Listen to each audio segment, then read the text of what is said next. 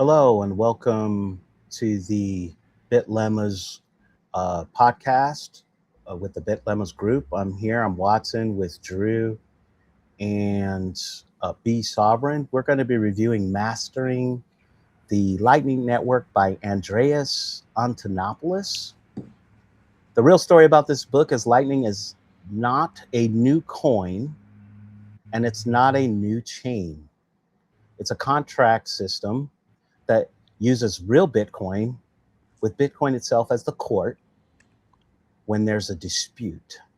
We'll be talking a bunch about that. If you remember one thing from this episode, Bitcoin is the court, Lightning is the cash register. In the next hour, you're going to leave with a mental model you can use to reason about Lightning in the real world, what it's good for, what can go wrong, and what you should do next if you want to use it safely. We're going to prove or review 4 counterintuitive truths that come from the book. Bitcoin is a court, Lightning is a cash register. A channel is a shared vault, not an account. Multi-hop payments can be trustless. Lightning is a liquidity and operations game. If you're not Lightning native, don't worry. We can define the minimum in plain English, and then we'll go through all the mechanisms of Lightning, and we'll end with some practical steps. Now, the core thesis of the book. Bitcoin can't and shouldn't broadcast every payment to everyone. If you want to see or hear a history of what's or why this is the case, you can go take a look at our previous episode about the block size war. But we'll be reviewing why that is the case here as well. Lightning is a second layer for instant final payments. We'll talk about what a second layer is, of course, what Lightning is, what a channel is, so on and so forth. Bitcoin remains the trust base. We'll talk about what that means. Lightning uses real Bitcoin plus L1, that's layer 1, enforcement. Now with Lightning, you have a trade-off. You have more speed and privacy, but you have more operational responsibility, and we'll talk about what that is. Some major premises of the book. L1, that's layer 1, capacity, is scarce. What does that mean? It's talking about the block size. The block and the space of the block is where you write transactions, right? Payments. They all get written into blocks. There's a certain size that it has. There's a market for that. The market is competed with fees. So the fees rise under demand. So that is a problem. It basically makes it to where you can't, or it rules out small payments because the fees are too high.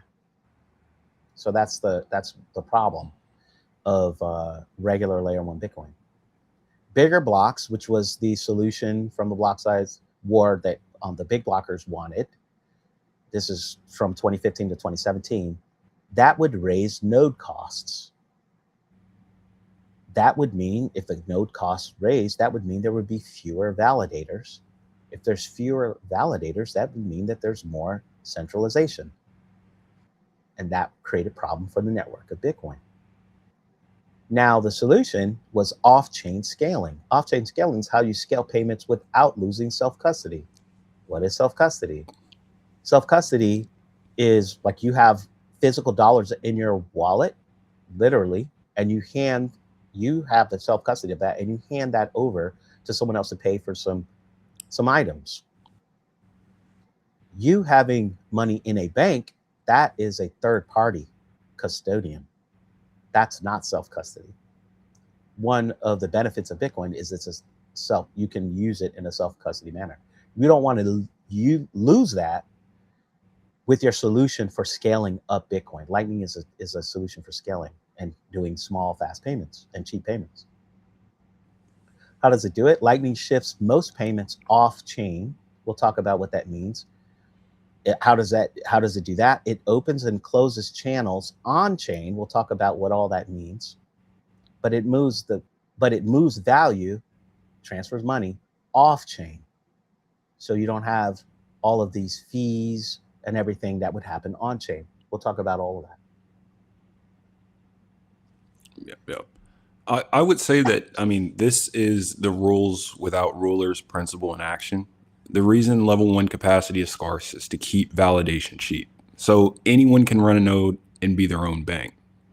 If we just made bigger blocks to handle every coffee purchase, only data centers would afford to validate it. So we'd be right back where we started, essentially, trusting a centralized class of players. And so Lightning is how we get instant payments without sacrificing the core sovereignty. 100%. Yeah, I guess my takeaway from this is like Bitcoin as a core is it's not being replaced. It's the enforcement layer, settlement layer, a dispute resolution system in a sense, right? If I'm kind of understanding that part. Yeah. Yeah. The analogy is Bitcoin is the court, Lightning is the contracts. We're talking about contracts in this concept. We're talking about litigation contracts, like in real life, not smart contracts. So Lightning layer 2 is fast payments. So when we say fast, we're talking about seconds versus Bitcoin, which is minutes, or sometimes it was even hours. Lightning is off-chain state updates. We're going to talk about that and what that means. That's off-chain. On-chain, what happens? You open and close channels.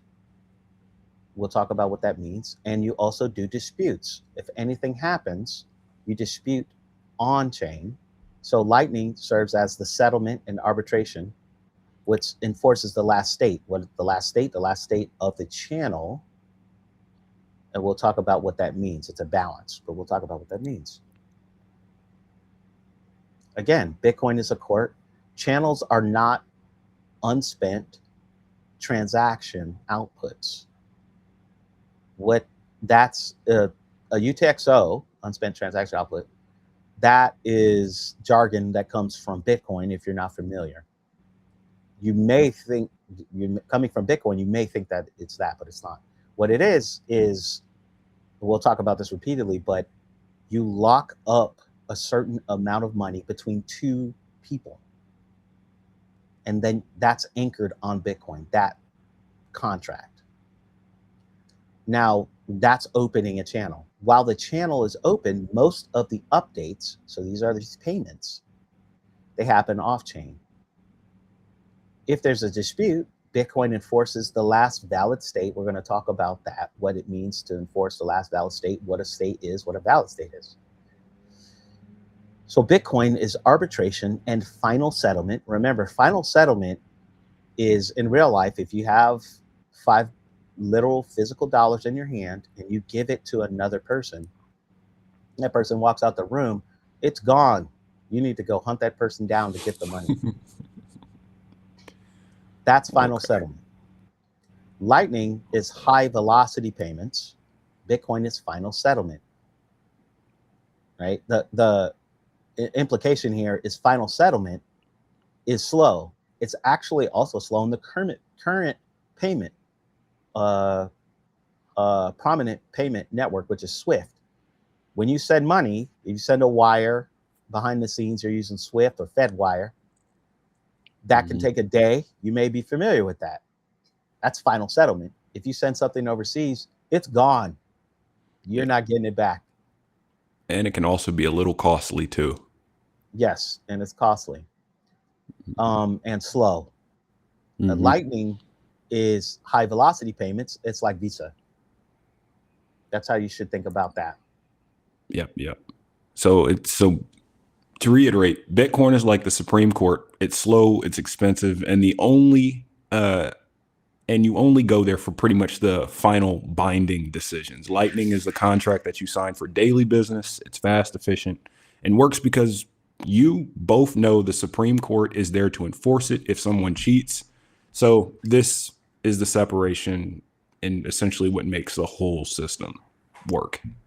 Yeah, I think my takeaway from this is Lightning's not making Bitcoin faster. It's making the payments faster while keeping Bitcoin secure. I guess in a sense. Precisely. That one.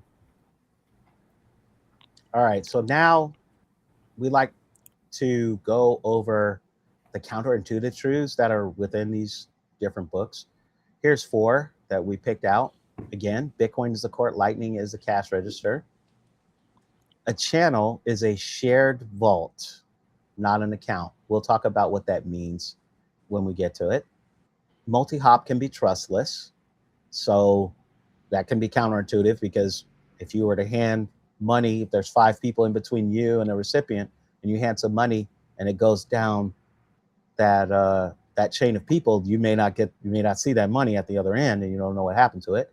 Well, Lightning does that, but yet it's guaranteed to make it, or no money's stolen, so it gets rewound or unwound, I should say. Lightning is a liquidity and ops game. That's counterintuitive. The whole idea of liquidity and capacity, we're going to talk about these 2 different concepts. But operations, what is that? You can use your wallet and have it be simple, or you can run a Lightning node and you get some other benefits. Then you have operations. And so it's not a set and forget wallet if you use it in the way where you get the maximum benefits from some of the other components of Lightning. So we're going to dig into all of these. Number 1, again, Bitcoin is a court. Lightning does not eliminate layer 1. It doesn't eliminate Bitcoin. It leans on Bitcoin. Most payments never touch the blockchain. That's counterintuitive. What does that mean? Everything is settled off-chain, right? So you may be thinking, what is it? You know, if you're coming from the outside, well, what is a blockchain? What is off-chain? Is there a blockchain? If there's off-chain, there's the whole thing of the idea of a channel. We're going to get into that and what that means. The contract is always enforceable on-chain. This contract, these agreements, we're going to dig into that. But in essence, you have Lightning, and the way to understand Lightning is this: a Lightning channel, and we'll talk about this 3 or 4 times.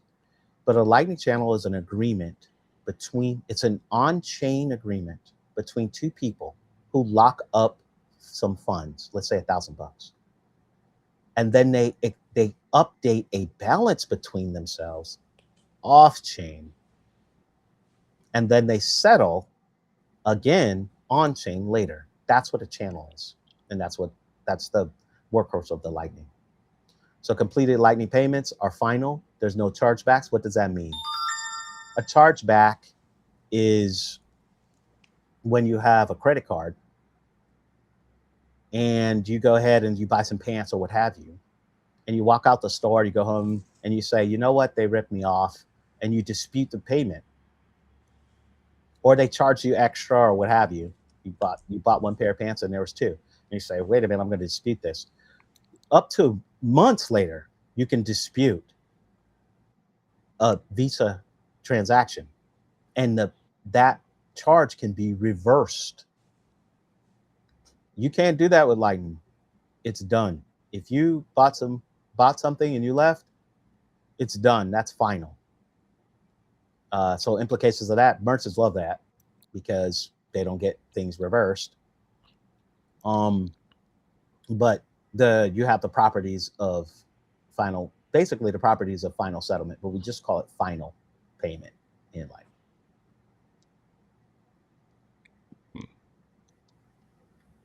I guess one of the insights that I take from this is, and what scares some people is it removes consumer protections. Some people do like that protection, but I guess there's a trade-off, right?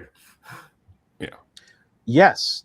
Yeah. If you want to have chargebacks, you want to have reversals or what have you, then yes, everything's final.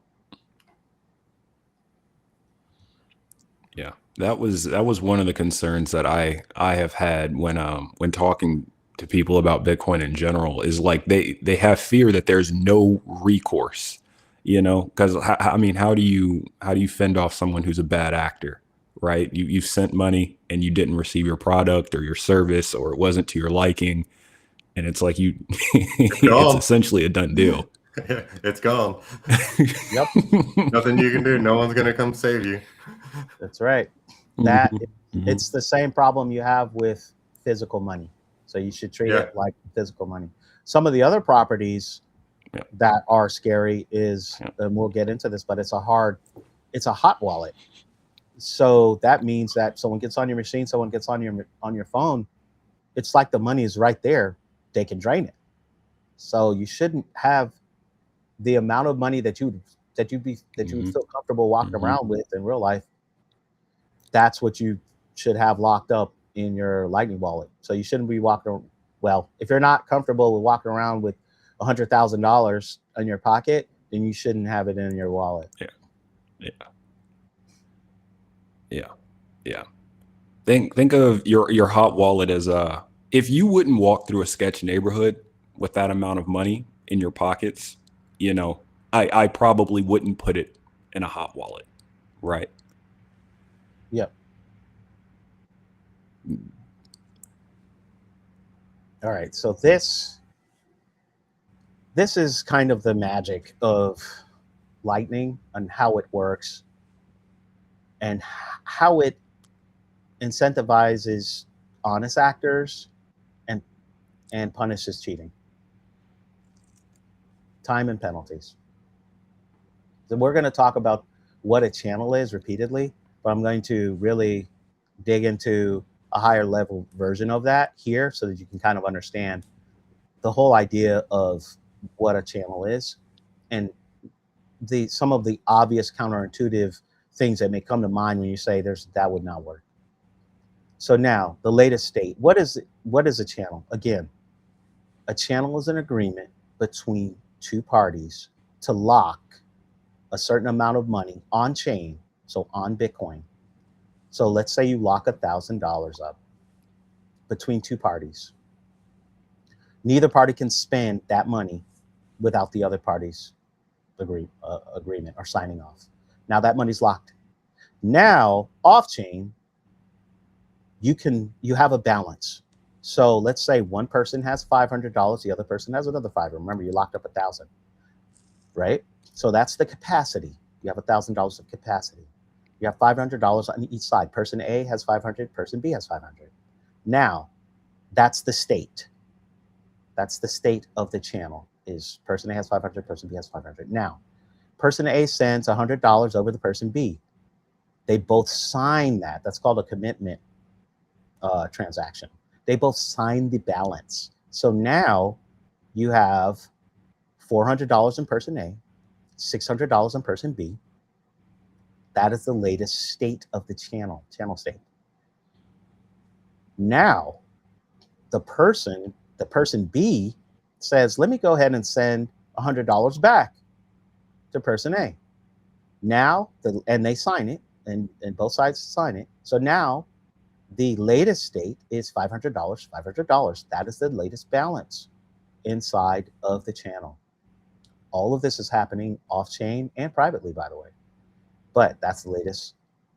That's the latest balance. That commitment transaction.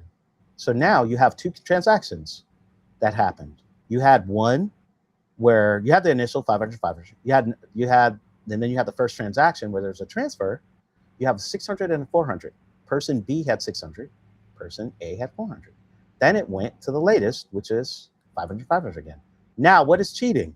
Cheating is when person B says, I'm going to publish an earlier state of the balance to Bitcoin, the layer one. I'm going to publish that and I'm going to say, hey, I have $600. Even though I sent the money privately back, I have 600. They have 400.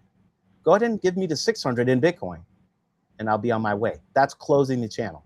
When you submit the balance, the commitment transaction, you submit that to layer one, that is saying, I want to close the channel, give you my Bitcoin. That's an earlier transaction. That's how you cheat. Now, the person A has the proof that they have a later balance. So that's the later transaction of the 500, 500.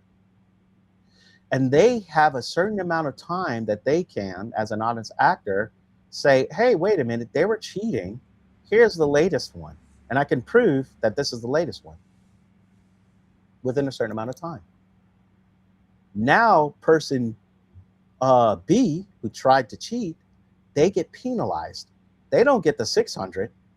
They don't get, let's say if they both locked up 500 each, and so the capacity was 1,000, they don't get the 500. They get punished. They get their money taken. That makes cheating irrational. You don't even want to try it because you get your original Bitcoin taken, penalized. This is what stops people from cheating in the off channel but yet they're incentivized to provide liquidity for the network. We're going to talk about liquidity later. We're going to talk about how this works later.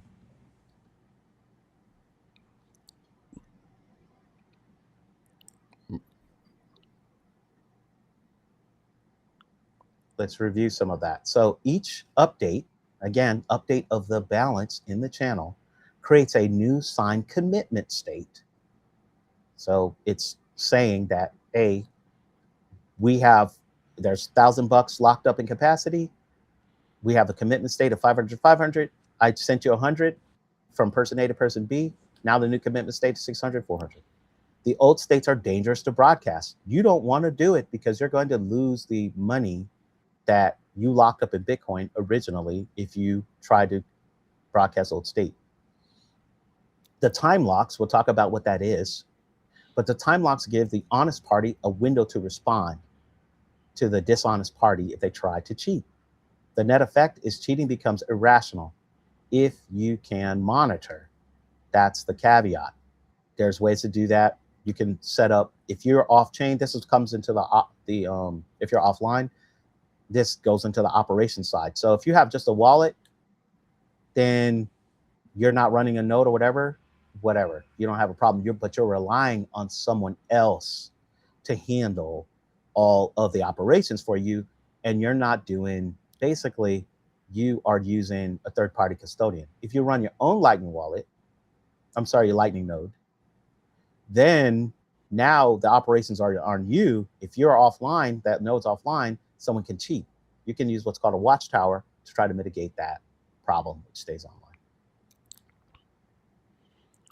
Okay. So pretty much the first truth is that Lightning doesn't replace Bitcoin, right? It leans on it. It's a second layer, but that doesn't mean it's less secure. It just means that the security is enforced differently. The key mechanism here is the time and penalties. But every time you make a payment, you both sign a new agreement and secretly invalidate the old one.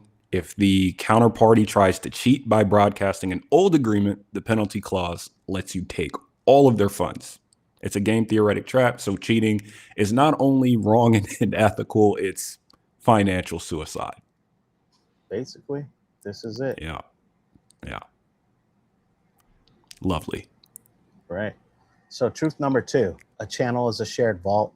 In my mind, the way I think about this is the missile silo with the 2 people inside the missile silo who both have keys, and they both have to turn the keys in order to launch.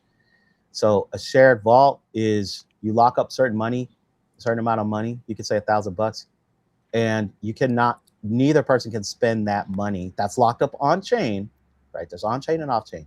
The money that's locked up on chain, that's the capacity. Neither can spend that unilaterally without the agreement of the other. Now, what is that? It's a 2 of 2 multi-sig output. That's how it's implemented. It's basically a contract on the layer 1 on Bitcoin.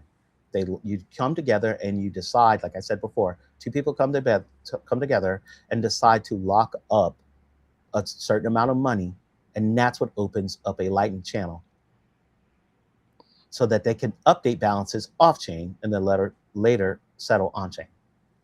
Again, neither party can spend unilaterally without the protocol. The funding amount sets the channel's capacity. There's a difference between capacity and liquidity. We're going to talk about that. And then the capacity can be reused back and forth over time. So that's counterintuitive. If you lock up $1,000, then is the total amount that can be spent $1,000? No, because it's really liquidity. We'll talk about that, but it can be rebalanced, and the money is going through that node. So $1,000 can be $10,000 because it's going through the node from one side of the channel to the other. Here's a diagram for that. So a channel is a shared vault. Again, it's capacity and balances. The funding output, that's on chain. Again, two of two vault. That's the capacity. Say $1,000. Off chain, all it is balances, right? A balance, but it's not like the account balance in your, bank. It's a balance between two people. So it's like a bank account that has, two people assigned to it, but it has some rules that go along with it. So if one person, you can only exchange to the other person, and you both have to agree after the exchange, and you sign the agreement. And so now you can prove that the money was exchanged. That's the balance. Now, when you close the channel, that is publishing the balance to layer one, to Bitcoin. You close the channel. If you do a cooperative close, you both agree. That's the best user experience. There is fewer fees, and everyone's happy. But if you do a forced close, so one person, let's say one person's offline, the other person's online, and they want to close the channel, and they're honest actor, doesn't matter. They close, they send the latest channel, the latest commitment transaction, let's say the latest balance, but it's still a court case. There has to be, we'll talk about this, but there's a hashed time lock contract. There's a certain amount of time that the other person has to respond, and there are fees involved. So that is, you don't want to do a unilateral close because it has more fees. So anytime something doesn't go to plan, it's essentially just costly financially when we're dealing with this. Yeah. Okay. And I guess the way I understand this is, channels are contracts, they're not accounts. And I think that would be a good way to differentiate that, if I'm not mistaken. The contracts there's rules. If you think of rules as contracts, then yes. Yeah. There are lightning rules, but the enforcement of those lightning rules are handled by layer one contracts, that they are called contracts, hash time block contracts. So that's how the magic works, is layer one enforces layer two's rules. Okay. Right. Another way you may be thinking of the contracts, you may be thinking of, if someone says, here is a new balance. I subtract money from my side and I gave it to your side. Here's a new balance. Now sign it. It's not going to get over to you until you sign it. And they sign it. You may be thinking of that as like a contract. Right? Yeah. So yeah.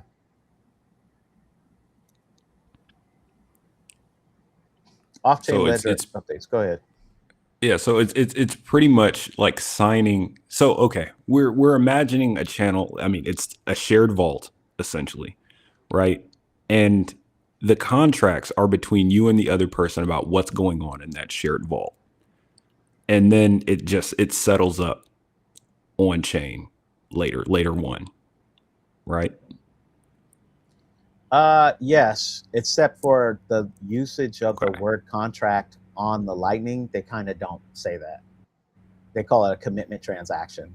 Okay. I guess there's just nuance. Gotcha. If you look at it as an agreement, if you think of that contract as an agreement between two to do something, then I wouldn't call it a contract, because it's you're not saying you're doing something, you're saying I did something on Lightning, right? So you're saying here's the new balance, and then the other person's saying, okay, that's the new balance.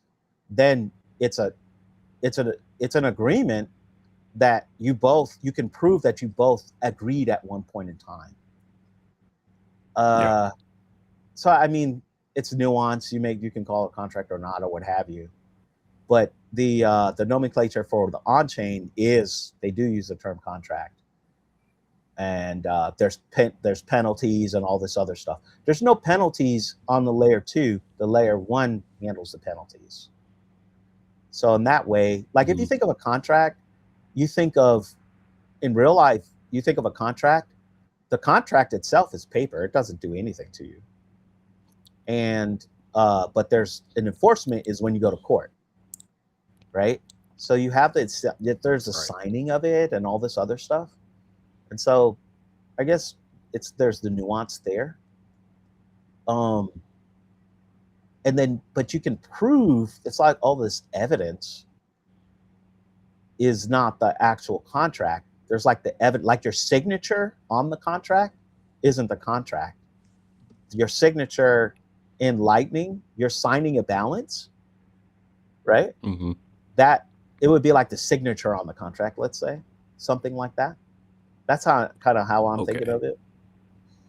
Okay. So more, okay. I think I got a better understanding here. It's more like you're passing a note back and forth. Essentially. Yeah, like it can evolve too, right? It can evolve over like the course as well. Is the way but it's a new it's a new note, or if you're saying a note and you write on the bottom of the note the latest, then but it's an irrevocable note.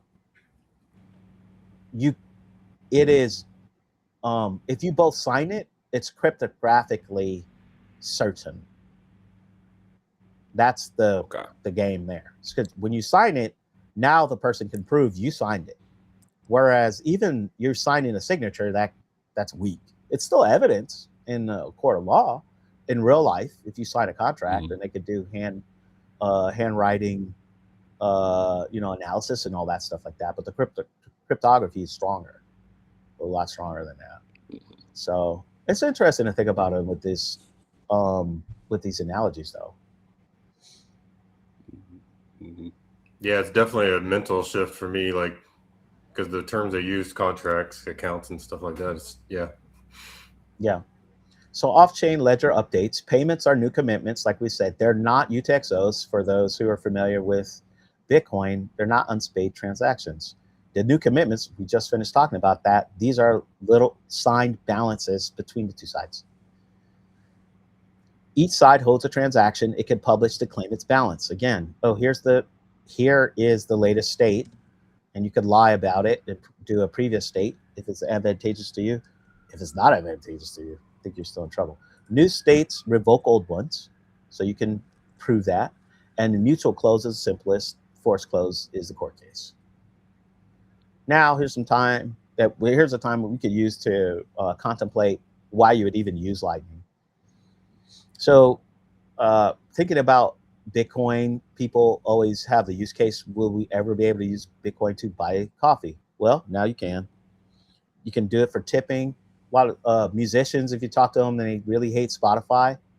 Do you want to get rid of the middle person and stream using Bitcoin instead of going through a middleman? And you want to set up recurring payments, all of this stuff. Maybe this is why you want to use Lightning, and it enables that. Now, merchants receiving Lightning, right? They if you want to, it's pretty hefty, and whole businesses are set up around managing the fees that come from a Visa. And now with Lightning, maybe you can have some of these lower purchases where it's basically you don't lose money. Like merchants will lose money with something that costs like 50 cents or what have you. You can do that now with Lightning. Do you want to have a self-custody spending? Well, again, do you want to be able to send money with final payment? Merchants like that, like I said, because a lot of people scam. They go and try to do reversal of payments after the fact and they use a third party to do that. So the merchants like that. Routing nodes for fees. You can have a liquidity business. What is that? You can run your Lightning node, put some money in there, and you add liquidity to the network, and you can get compensated for that. Square had published last year that they were making a bunch of money off of their Lightning nodes. So it's feasible. Now, really, when you're thinking about Lightning, there's some trade-offs when you're reasoning about any online payments or what have you. You have privacy, you have reliability, you have simplicity, sovereignty. Privacy, Lightning, we're going to talk about that, is more private than Bitcoin. Reliability, when you send money, does it actually get sent or not? With Lightning, if you want to do self-custody, then you're going to have the operations side. So reliability, I would say you could call that less if you want. Simplicity, Lightning is going to be more complex if you're going to run a Lightning node. If you're going to do a Lightning wallet and you're going to do third-party custody, then it's just as simple as Bitcoin, really, or a little less simple. But sovereignty, if you believe that being sovereign or having control over your money includes privacy, then Lightning and self-custody is going to be more sovereign. You can reason about that yourself. Okay. So I'd say like the most important concept for say a Lightning channel is not at a bank. It's a shared vault. You and another person put a total amount of Bitcoin into a 2 of 2 multi-sig on chain. That creates the capacity. Off chain, you just update the balance of who owns how much of that capacity. Neither of you can move the funds without the other's cooperation unless you go to court, which is Bitcoin layer 1 for a dispute. Think of it as a safe deposit box that you both own and that you're just passing notes back and forth saying, I now have 90% and you have 10%. Yeah. Mm-hmm. Now, third, Okay. multi-hop can be trustless. Now, you can pay someone without a direct channel with them. Again, like if you were to think about, why is this counterintuitive? If you have a recipient, you want to send them some money, and there's 5 people in between you and the recipient, right? That's not a direct channel between you and the recipient. But you don't have to trust the people in between you and them. How does that work? Right? Forwarding nodes within Lightning cannot steal the money on their way through. Remember, the people that are in between the sender and the recipient have to have liquidity. They have to have money inside of their channels. As you're using their channels, they're sending the money. Your money gets mixed up into their channel or whatever. How is it that they just say, hey, let's just take it, right? They can't. Payments are atomic. This is something like if you're on the software side, the classic example that people use for what we call transactions in software is a bank transaction. And we say, from one account, you want to send money to account B. The classic way to reason about it is you start a transaction. This is a relational database transaction. You start a transaction, and then you subtract from account A, you add to account B, and then you close the transaction. But if you subtract from account A, and then you try to add to account B, and it fails, so that if you don't use a transaction, account B won't have the new money in it, but account A already had the money subtracted from it. So the money just disappeared. And now you have an issue, right? With a transaction, relational database concept, if the adding in the second account fails, the first subtracting of the first account, it rolls back. It's called a rollback. So they have this concept within software. When you do a transaction, you have a concept of rollback when there's a problem, so that you can get around very important steps like removing money from one account and adding money to another account. You can roll it all back, and it's called being atomic. So you'll have that same problem in the original Bitcoin paper. We talk the double spending problem. We talk about this. If someone says, I sent money to person A, sent money to person B, right? Send $10 to person B. And then, okay, person B, you have the $10, and person A says, well, you know what? I'm going to spend that same $10 with person C. You want to stop that. That's the double spending problem. And that's what original Bitcoin handles with gossip and all this other stuff, with sliding things in the chain and all that.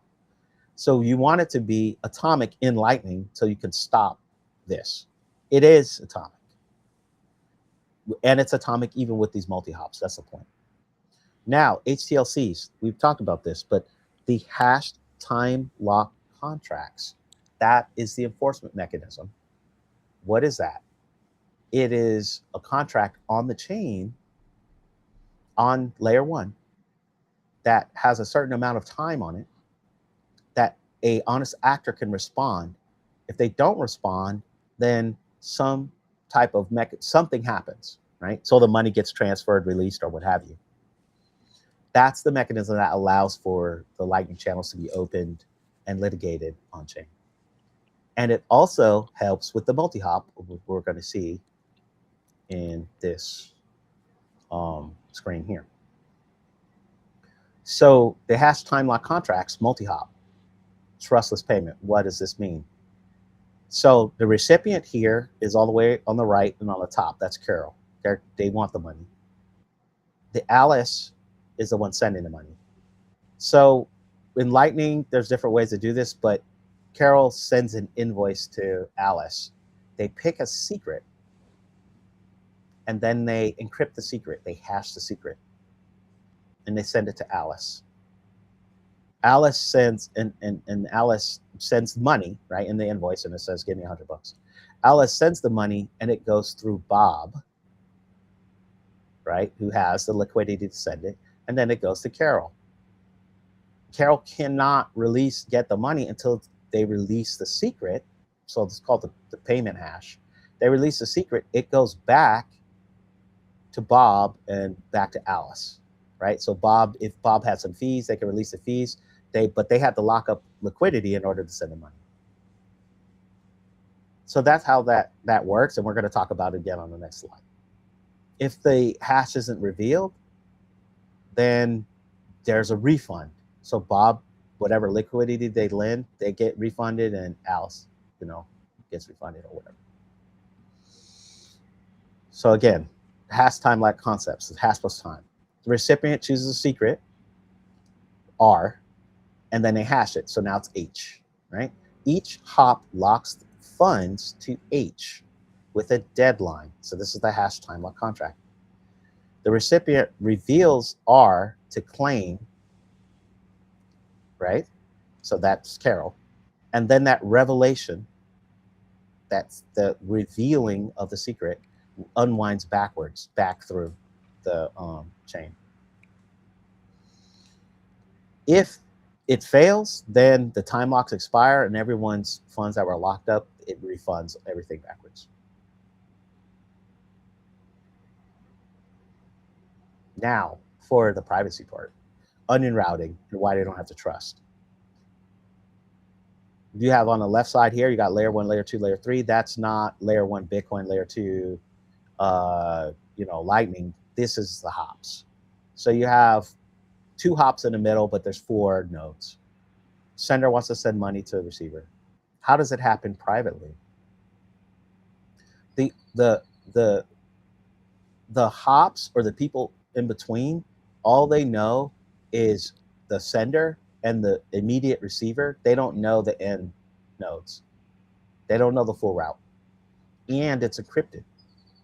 So they can't tell who's going to what. They don't know if the previous sender is the original, and they don't know if the next sender is the final stop. So that's how it works. Now, whenever a packet goes from one to the next, they peel off one layer and then they send. So the only thing they know is the previous and the next. No hop sees a full path. That's underrouting. And this is how you could have Lightning be more private. So onion routing, privacy by design. The sender constructs a route and encrypts an onion packet. Each hop only learns the predecessor, like we said, and the successor, not the endpoints. Now, this part is important. The fixed length onions and onionized errors reduce traffic analysis. What is traffic analysis? If you were to say, if you were to have where it said fixed length onions packets, if you were to say, oh, I'm sending a 25 byte packet, but other people are sending 100 byte packets, someone that is can see the network, they can see, oh, this person initiated a 25 byte packet, and they could look at the final uh, exchange, and they say, oh, that was a 25 byte packet. I know that this original sender is going to this final recipient. I know that they sent some money. What if it's all fixed length? You don't know who's the final. That's what fixed length does. Now there's another traffic analysis where it goes off timing, and there's some proposals to try to do some type of delayed timing and all that stuff, but that's not finalized or prominent right now. But the net result is more privacy than on-chain. It's more privacy than Bitcoin, but it's not perfect in visibility. Okay. So to break this down, I mean, this whole thing is, it sounds like magic. You can pay someone you don't have a direct channel with, and none of the people in the middle can steal your money. This is done with the hash time locked contracts. It's a cryptographic escrow. The recipient creates a secret and gives you its hash. Each hop locks the funds to that hash with a ticking clock. When the recipient reveals the secret to their to get their funds, it unwinds backwards like a row of dominoes, essentially. If it fails, everyone gets their money back when the timer runs out. It's either a total success or a total refund. There's nothing in between. Yeah, the way I see it is you're not just sending money, you're enforcing conditions across the multiple parties, right? Mm-hmm. Mm-hmm. Mm-hmm. And to like you said, it's kind of like magic. Yeah. The magic layer. Yeah. Any significantly advanced science is indistinguishable from magic or something like that. I forget how you say Yeah. it. But I mean, when you look at the primitives of this thing, it's not too magic. But so truth number 4: Lightning is liquidity and operations. We got to talk about what liquidity is, because I think that is a hard thing for people to reason about. Channel capacity is public. Channel balances are private. What is channel capacity? Again, when you start a Lightning channel, that's an agreement between two people to lock up a certain amount of funds on chain, on Bitcoin. So you lock up 1,000. That's the capacity. That's not the liquidity. The balances, so what the back and forth in that locked up 1,000, that's private. Nobody can see what's going on in there. And that's leveraged to send money throughout the network. So look, also liquidity is directional, inbound versus outbound. We're going to get into that in the next slide. Pathfinding is probabilistic. This is one of the challenges that we're going to get into as far as doing the traffic analysis and the privacy. So you have trial, error, and probing. We're going to talk about that. So running Lightning well is operations. What is that? Uptime of your Lightning node. If you want to run a Lightning node, right?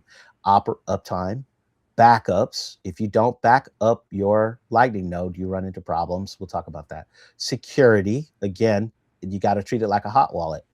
It's if someone gets on the node, you're compromised. Rebalancing. We'll talk about what rebalancing is, but essentially, you can get into a state where you can't send money or you can't receive money. Now, here is liquidity. It's outbound and inbound. There's two types of liquidity, and also rebalancing. Now, let's say, remember in our example, we locked up $1,000. Now we're talking on the channel. You can see on this slide, you have where it says A 0.9 and B 0.1. A has 90% of the liquidity, B has 10%. So it's $1,000. A has $900, B has $100. In this channel, when they have a $900 and B has $100, the outbound liquidity is high. What does that mean? It's easy to send money. What does that mean? they can send up to $900. So it's easy to send, but it's hard to receive. That's counterintuitive. I have $900 on my balance. That's not how it works. You can receive only what the other side of the channel has because you're receiving money in this channel from B. So you can only receive $100 at this time. Now, let's say now after a rebalancing, right? So let's B pays, well, let's just say there's a rebalancing of money totally. Now A has, for that $1,000 lockup, has $200 and B has 800. Now the inbound is high. It's easy to receive. Why? For A, it's easy for A to receive. Why? Because B has $800. And when we say it's easy to receive, they can receive up to $800. It's hard to send. Why? Because you only have $200 on your side as A. Now you can only send $200. This is liquidity and managing the liquidity. This is rebalancing. And this is required if you run a Lightning node. So the rule of thumb, channels are not just payments, they're inventory. That's liquidity. And you have to manage. For me, this is one of the more the word liquidity is one of the more difficult things to understand when someone says we need more liquidity in a market or the market's liquid or what have you. Finance people, it's second nature to them. Yeah. But Let me jump in here. So yeah, my background is in finance. So when we're talking about markets and liquidity, like if there is no liquidity, nothing can move back and forth. So there has to be, if there's too much of a supply, too much demand, and there is not enough supply, it's going to cause problems, right? And also vice versa. If there's a huge supply and nobody wants it, then it's also not going to be liquid. You need to have more people participating in order to create liquidity. There has to be an equilibrium, essentially, of supply and demand. Mm-hmm. All right. Now, another difficult understanding. So pathfinding, and this will, the people who are more familiar with networking are going to, probably understand this a little bit better. So there's a gossip map and hidden liquidity. Okay, what does that mean? Balances and liquidity are not gossiped. The network doesn't know what we were talking about earlier. One person has $900 on one side of a channel, has $900, the other has 100. One side has 200, one side has 800. The network does not know. Liquidity is not sent into the network. So when you want to know what a gossip, when you want to know what what the world looks like, you're going to have to attempt a route. The gossip map, the topology, and the fees, how much it's going to cost. Some channel says, I'm going to charge you 0.01% if you go through us. Okay, fine. We can see that. That's public. The capacity, remember, that's on chain. We locked up $1,000 in our channel, our hypothetical channel. That's public. People know that the two wallets locked that up. Okay, that's public. But you're going to attempt a route. You don't know what the liquidity is.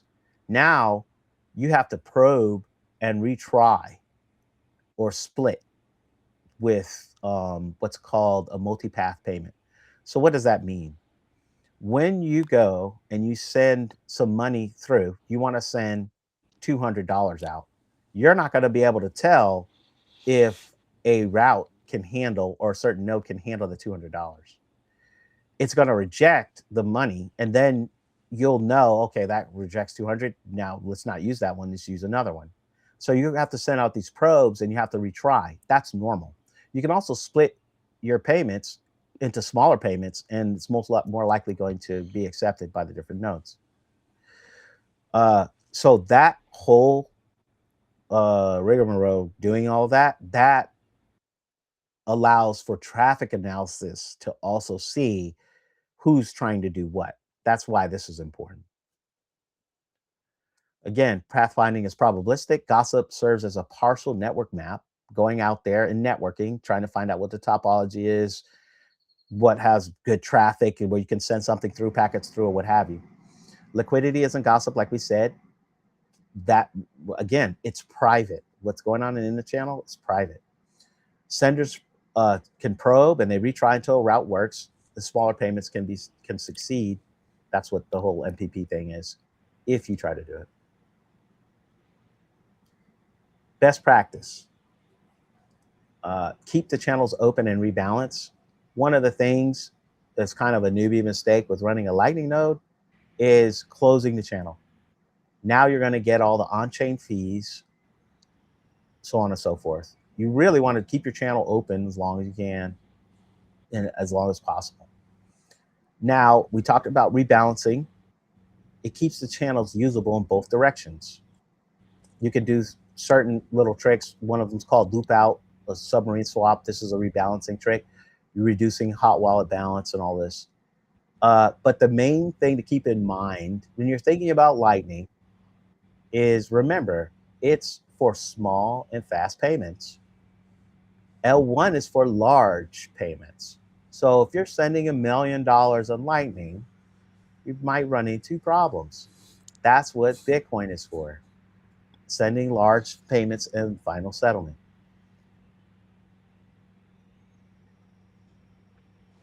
Now, the reality check. Lightning is a hot wallet. What does that mean? There's cold wallets and hot wallets, or cold storage and hot wallets. What's cold storage? It's having your keys, private keys, on, let's say, a USB stick, something off of connected to any computer, so it's less compromisable. Let me jump in there. Not a USB stick. We do not want stuff. Let's stick to the likes of Trezor or Ledger. It's like a USB stick. These cold storage wallets are little devices that you securely keep your private keys on, and they're designed for security, right? And your private key never leaves from the wallet, from the device, the physical device. Right? So they're hardened and all. Essentially, what we call, and we call that pretty much air gapped. It never touches the internet, and that is the security feature with having the private key offline. Right. So as you connect with that, that's cold storage. Again, the private keys stay off of your computer. If the private keys are on your computer, that's hot, we call it. You need to treat Lightning like it is. It's a hot wallet, and like it's spending cash, not long-term cold storage. What that means is you're going to, again, you can't store any large amounts. You're going to be more susceptible to compromises. So you can have a Lightning wallet on your phone. Your phone is more compromisable than a cold storage wallet. You can keep it, if you have a Lightning node, all of that locked up cash, all of those keys are on the Lightning node, so it can be drained. So, and then the last problem is, if you can't stay online, someone can do what we said earlier. They can publish an earlier commitment transaction and cheat, right? The person that you have a Lightning channel with. So if you have a watchtower, if you run a watchtower, that is going to have more uptime than your Lightning node, or between the two, you're going to have more uptime. And so now you have a way to mitigate that problem. This is all an operations problem. Yep. And and to reiterate, so Lightning isn't a set and forget wallet. It's an operations game. Your ability to send and receive depends on your liquidity, your inbound and outbound capacity. When we were talking about the supply and demand earlier, and markets and stuff like that, think of it like a store's inventory. If you only have stock to sell, which is outbound, you can't receive more. You have to actively manage this by rebalancing your channels. And pathing isn't a GPS, it's probabilistic. You try a route, It might fail because someone else's inventory is low, and then you try again. It's a living and breathing system. It's not a static database. Right. All right. So here's some trade-offs and failure modes. Hubs can improve reliability, but they reduce privacy and resilience. What does that mean? Square is a big Lightning hub right now. You can have your Lightning wallet and you can use them as your custodian, basically. So they are using them as your node. You're always going to be able to receive payments. They're probably not going to hack them, or if they hack them, they'll definitely would hack you. If someone's that sophisticated. So they're going to have more reliability, but you're trusting a third party, as far as your capacity or what have you. Um, so, you have that. Probing and error signals that we talked about, it leaks information, right? So this whole idea of sending out, finding the right nodes and all of the stuff like that, that's privacy versus efficiency. As a side note, you can have, as a Lightning node, you can have a public node that's routable and reachable publicly within all the Lightning node, and you can have private Lightning nodes that are only reachable from other nodes that you designate. So you can have your own chain, add a little privacy there. Liquidity lockups, again, you can have someone that purposefully sends transactions that you can't process on your Lightning node to jam you. And so that can create a problem for your Lightning node. So that's an attack surface. And it's just as far as how Lightning is evolving. Of course, we have watchtowers, like we said, in order to punish cheaters. We talked about HTLCs, that's a hash time lock contracts. There's also something called a PTLC. That's evolving still and not implemented, but that would be the next iteration. People are doing better pathfinding. Another thing is people are working on having a delayed. Again, if you're sending Lightning, you want to have your payment reach immediately in seconds, But if you want to have more privacy, then you maybe there could be a protocol where there's some type of delayed action on the onion routing, and so it'll be harder to do the traffic analysis because you won't know, what packet was sent. Because right now you can just look at it and see, oh, there's new activity, and you can kind of do process of elimination and see what all the activity is going. So now we have our conclusion. As simple as this: Lightning is for small, fast, frequent payments. That's what it's for. It's to solve the original problem that people complained about with Bitcoin. Bitcoin, we want to make it like Visa. Okay, well, now you got it. You can do, Visa does 65,000 transactions a second. You could do that with Lightning now. You could do it more than that with Lightning. Start small, learn liquidity by doing. So start small means prefer a wallet, right? Just don't run a Lightning node at first, right? And get a wallet user experience that manages channels for you, right? And then if you self-host, prioritize backups, uptime, and security hygiene. But we know the people who, hosted and lost a bunch of money running the Lightning. So it is important to start small, like we're saying. Yep. So, I mean, we have one model, we have one story, and we have one action. The one model is this: Bitcoin is your savings, Lightning is your spending. That is the most important mental model, and do not mix them up. The one story is the shared vault. You're always in control of your funds, but operating that shared vault requires you to be online and aware. It's a shift from passive custody to active participation. And the one action for everyone listening, I mean, tailored to what you're here for. If you're looking for an exit path and want to use Bitcoin daily, your first step is simple. Get a non-custodial Lightning wallet like Phoenix or Mun and fund it with a small amount. Say, $20 worth of Bitcoin.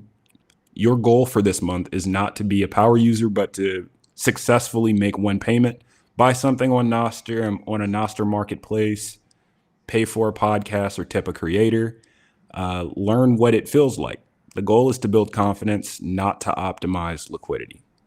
And if you're here to build and understand the system's limits, your action is to run a Lightning node for 1 month. You don't need to be a routing powerhouse. Just open a couple of channels, make a few payments, and watch the gossip. Your goal is to experience the operational reality firsthand, to see how liquidity moves, how payments fail, and what fees look like. You need to feel the friction to understand where the next generation of tooling is needed. All right. Yeah, just to say on top of that, like I guess my takeaway would be it's Lightning makes Bitcoin usable, but kind of harder to understand probably for a lot of folks. Yeah, I'd agree. Yeah, I If agree.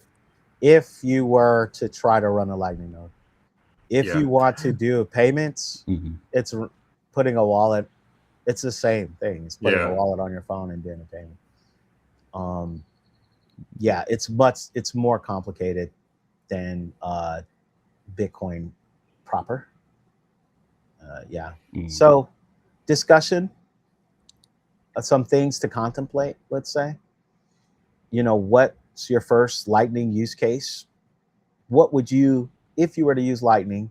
And we just heard Brandon say what some good ideas on Noster.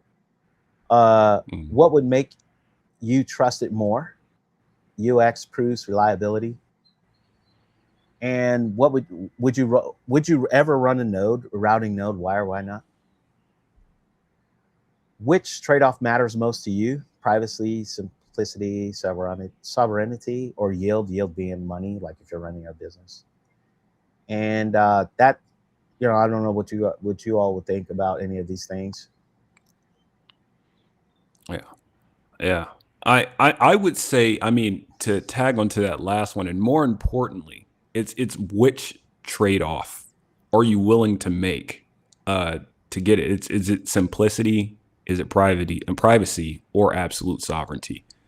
To kind of like hunker down on that, because it's you do have to decide what is most important to you. Yep. Yeah. So let's say we can close this here.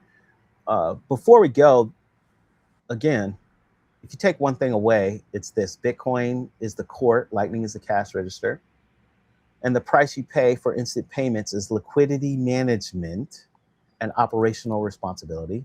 If you want the companion links for this episode, they're in the show notes, the slides, and we'll include a one-page mental model cheat sheet and a checklist to start small, so on and so forth. How to think about channels and in some of the things that we'll include, what inbound liquidity matters, why it matters, and some basic safety rules. If you disagree with some of the things we said, just go ahead and drop a comment and try to include some evidence for what you're saying so that we can reason about it with you. And also take a look at the bitlemmas.com for more information on the podcast and where we're going to go from here. And thanks a bunch for giving us your time. Cool. Thanks,